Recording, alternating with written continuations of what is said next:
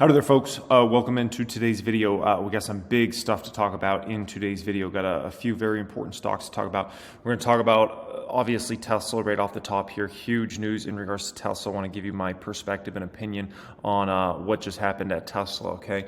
We're going to talk about PayPal. Some huge news in regards to PayPal here today that's all over the place. We're going to talk about the big Buffett, Warren Buffett, in this video, and then we're going to talk about Palantir in this video as always. I appreciate everybody joining me. Thanks so much for being here, folks. Thanks for being subscribed. Make sure you get my free workshop that's pinned comment down there before this video is over here today, okay?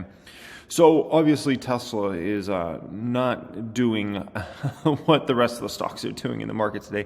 Pretty good day in the market overall. I mean, you know, of my top 5 stocks in the public count, Tesla's the only one that's Red Dead Redemption here today. So what's going on?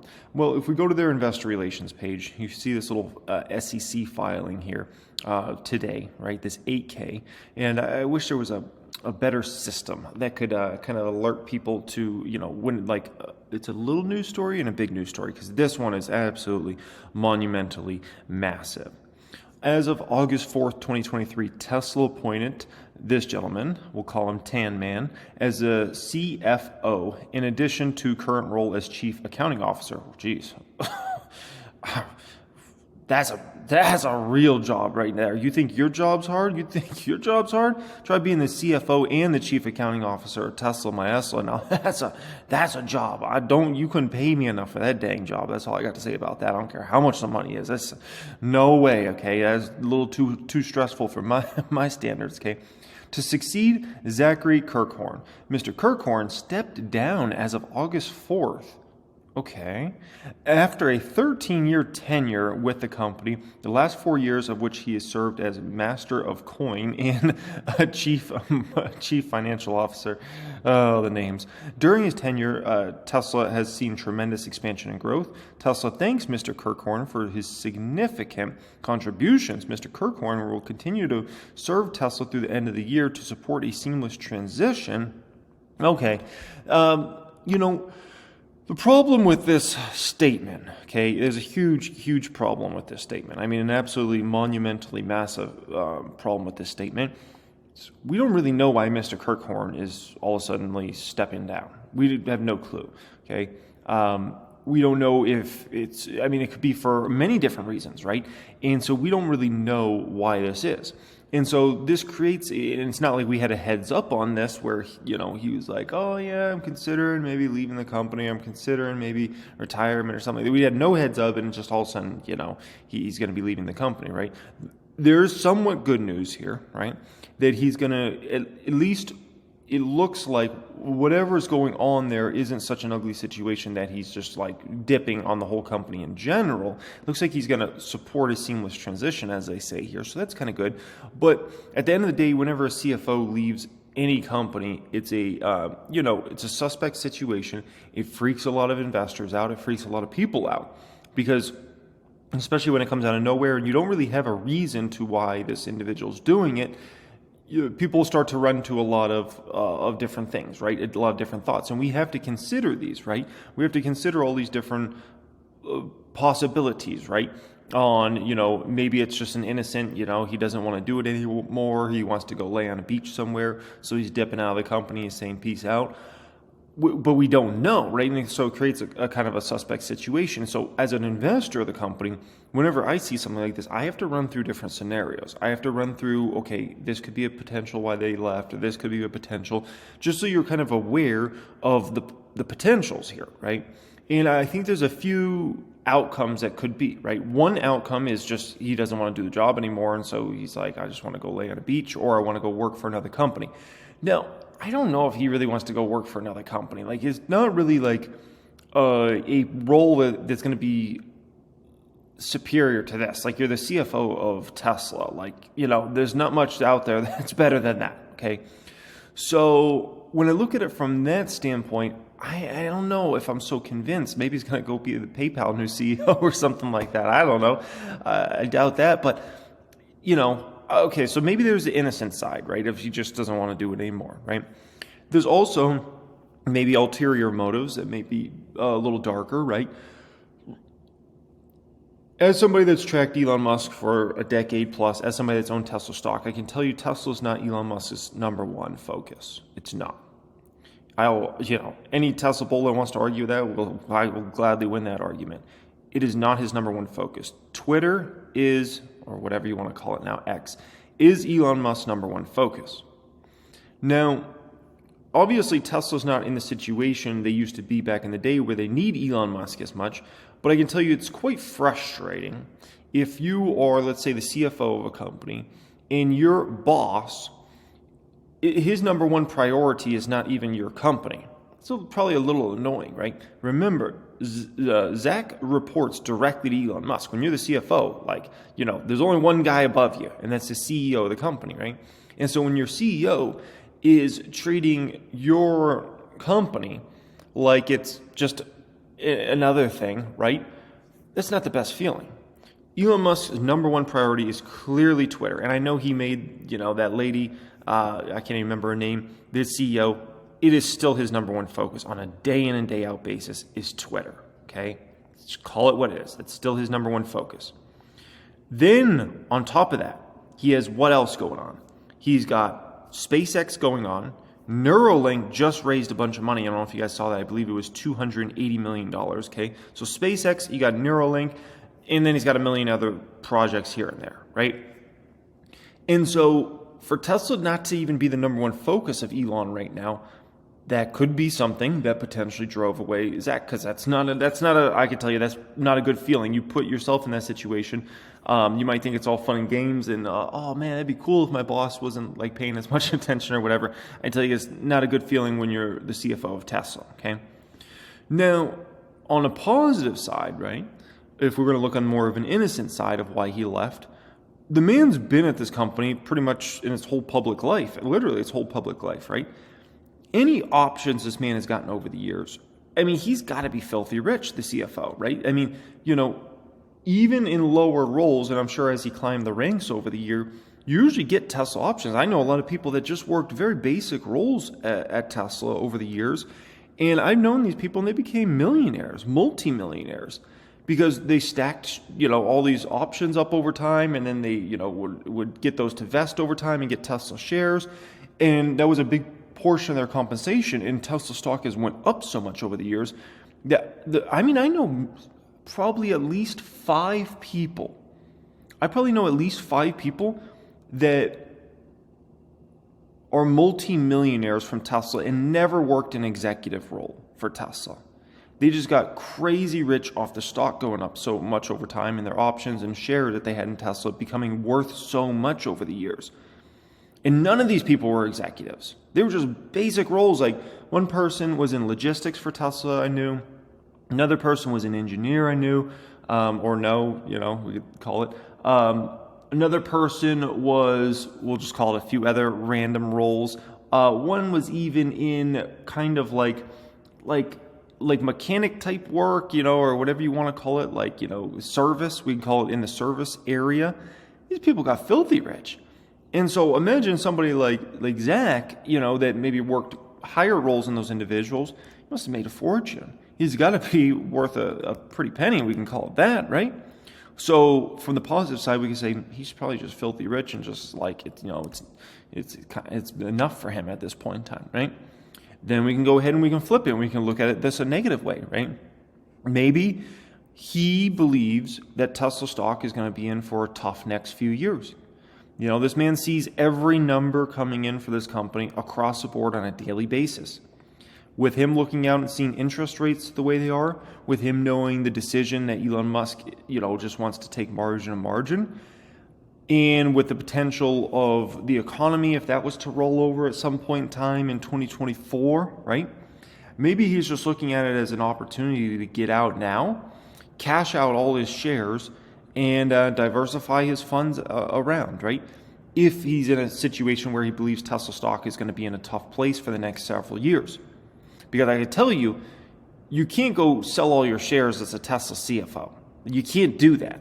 That's going to look like a PR nightmare. If the CFO of Tesla all of a sudden is dumping his portfolio of Tesla shares as an active CFO of the company, it's a disaster zone. You can't do that. So if you were to believe that Tesla's stock price will be in a tough time for the next few years and you want to dump your shares, you've got to step down from your role and you got to go ahead and make that financial decision, right? And so that's another a possibility of what's going on there, right? So whenever you're going to see a CEO or a CFO of a company you own step down, or one you're thinking about owning, you've got to take into account all these potentials of, well, it could be for this reason, especially if you don't have a reason. The best transitions or CFOs or CEOs stepping down from companies are the ones in which they announce ahead of time, like, I'm going to retire.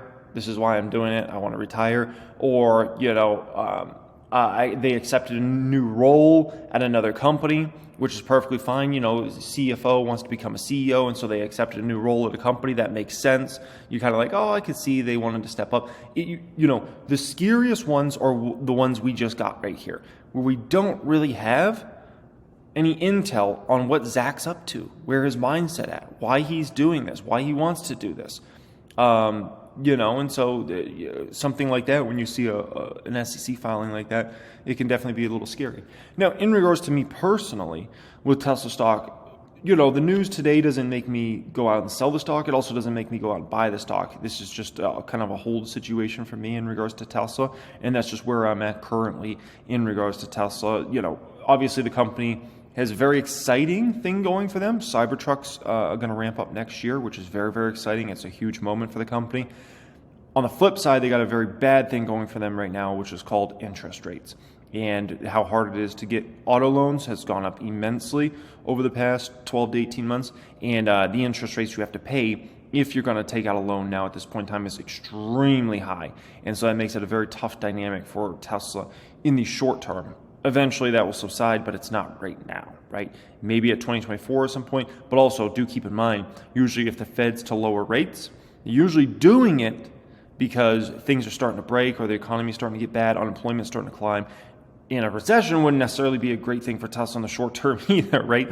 Could benefit them long term. Maybe some of their competitors go under and things like that, if we want to even call them competitors. But in the short term, it's not a good thing, obviously, right? So Tesla's a kind of a mixed bag story in the next 6 to 12 months. Okay. Next up here, PayPal. So PayPal is my second best stock here today. It's moving up quite substantially. Now, what happened in regards to PayPal? What's my opinion on this? Well, PayPal, look at this. It's all over the news here today. PayPal is going to launch a US dollar stablecoin, PYUSD, for payments and transfers. PayPal launches dollar-pegged stablecoin in its latest Wall Street threat to crypto. Wow, this is quite interesting. PayPal launches a stablecoin in latest crypto payments push. PayPal USD will be pegged to the dollar, issued by Paxos Trust. Stablecoins have yet to take off in the consumer payments sector, but having a big giant like PayPal, who owns PayPal and Venmo, right? This could be something interesting here, right? PayPal said the stablecoin's function is to reduce friction for inexperienced payments in virtual settings and allowing direct flows to developers. It's redeemable $4 backed by dollar deposits, short-term U.S. treasuries, and similar cash equivalents. Now, some people say PayPal's doing this right now because they could make bank off this potentially in the short term. So, the shift toward digital currencies requires a stable instrument that is both digitally native and easily connected to fiat currency like the US dollar, said Dan Schulman, the president and CEO of PayPal. Our commitment to responsible innovation and compliance and our track record delivering new experiences to our customers provides a foundation necessary to contribute to the growth of digital payments through PayPal USD. And it's intriguing that they'd make a move like this because the SEC is obviously still in a, confused state about, are these things securities? Are they not? Are they commodities? Are they not? Right? And so we're still in kind of a scary territory when it comes to all this. And so for a very well-established, obviously, company like a PayPal, a giant, to do something like this is a very interesting move. But the thought process is, PayPal is trying to stay ahead of the curve. And there's also the thought process that you don't really have, let's just call it what it is, you don't have a major a major stable coin that is like huge yet. If you want to talk about the crypto community alone, which the crypto community is a very small community. Let's call it what it is. Okay, the crypto community is a very small community if you compare it to the overall like the financial landscape, but also if you compare it to the overall population, right? If you're super into crypto, you think everybody in the world uses crypto and like crypto's the thing. Okay, I can just tell you it's not, and it's not even remotely close to that stage yet. Okay, and so I think PayPal's looking for an opportunity here, and they say crypto hasn't even gone mainstream yet. It hasn't even gone close to mainstream yet. So if we can go ahead and we can have the branded, let's call it stable coin in the marketplace, if this stuff does go to mainstream, that's huge for branding. It's also a money-making potential on the backside. I don't want to get into all that because I don't even want to try to explain that whole mess on how PayPal could potentially make a good amount of money from this. But there is money-making opportunity as well, along with a branding opportunity and being seen as a service that can do this and utilize their own stablecoin. So I think it's intriguing. I think PayPal's staying ahead of the curve. I think it's an intelligent decision on their part. Now, does today's decision make me want to buy the stock, sell the stock, just hold the stock? If anything, it makes me want to buy more shares. Now, with that being said, I'm going to buy PayPal stock for at least the remainder of this year. Anyways, pretty much every single week for the rest of this year, you'll see me buying PayPal shares. Pretty much every single week. If not into the beginning of 2024, I'll be buying shares pretty much every single week of PayPal. And so there's a lot of innovation going on at PayPal. These are the type of things you got to hear if you're going to listen to like their investor day they did back a month or two ago. You have so many great details on all the innovation they're up to, all the products they're working on that you're going to see in the marketplace between PayPal, Venmo, and Braintree over this next 6 to 12 months. It's phenomenal. Like how there's a lot of innovation going on beneath the surface at PayPal right now, and a lot of people don't know of it because they're not going to listen to investor days and those sorts of things. But there's a lot going on at PayPal, and this is just one of many innovations coming. So I like it. I like the move. I think it's a good risk reward profile. Let's just call it that. Now, the big buffet, Warren Buffett's in the news because his company, Berkshire Hathaway, its share price just hit a record high as investors cheer strong earnings and a cash fortress.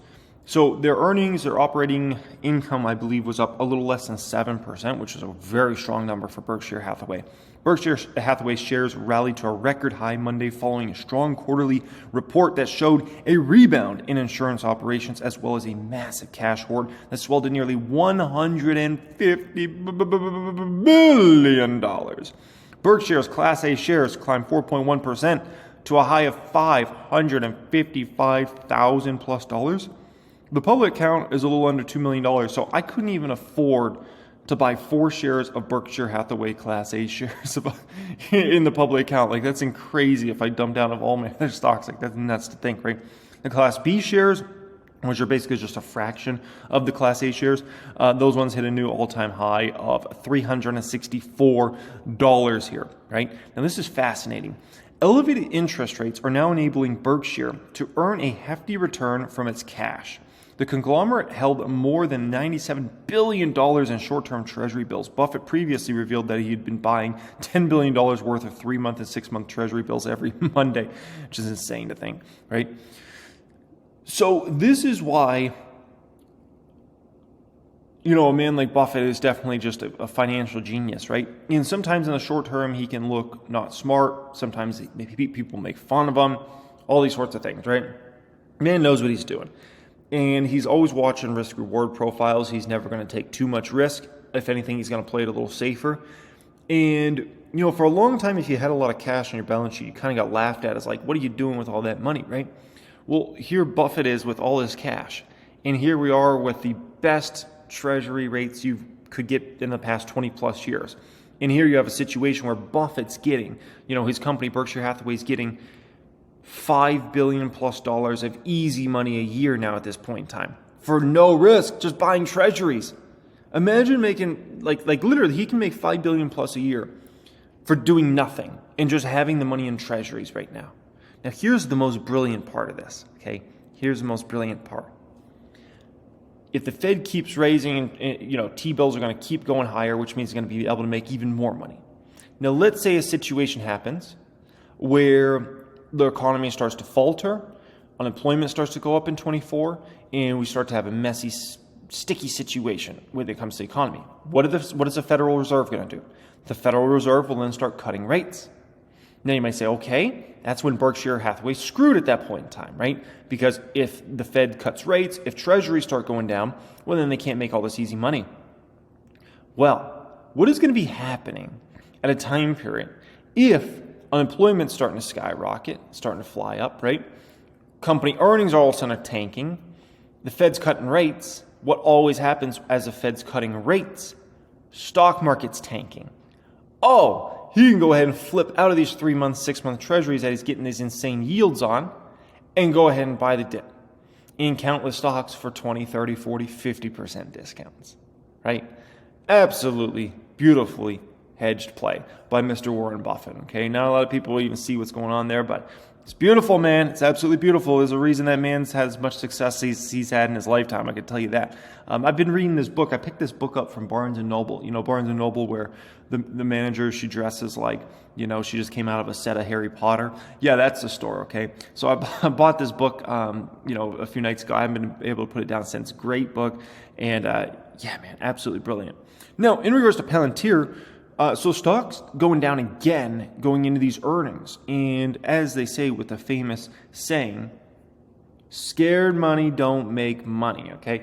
In all seriousness, I think it's just, there's definitely a lot of traders who probably getting spooked going into these earnings, seeing the AMD numbers, kind of a little more risk off. You saw what happened there with Apple, right, on their earnings. And I think it's kind of put a negative vibe into kind of the market right now. And so a lot of people are saying, I don't want to say a lot of people, but enough people are saying, you know what, I don't want to hold this one over earnings. Let me see what happens here. If it goes down, I'll buy the stock for cheaper. If it goes up, maybe I'll just play on the sideline. For a long like myself, right, I'm not going to try to time this crap out. If Palantir stock goes down big and I like the earnings and I like the story and I like what's going on there, I'll buy the stock. I don't want to be in a situation where I try to sell these shares and then it goes down to $15 or $14 and I'm like, I could buy it back for cheaper. That's, too nerve-wracking because there's also a potential Palantir goes to $20, $22, $25 after earnings. And so I don't want the stress of trying to worry about timing this out and hoping it goes down and then getting back in, because that's a situation I don't want to be in. I'd rather just hold it. If it goes down a bunch and I like what's going on, I'll buy more shares. Appreciate everybody joining me as always. Thanks so much for being here, folks. Make sure you get my free workshop. That's pinned comment down there. It's about a 30-minute video that should help you out tremendously. Much love and have a great day.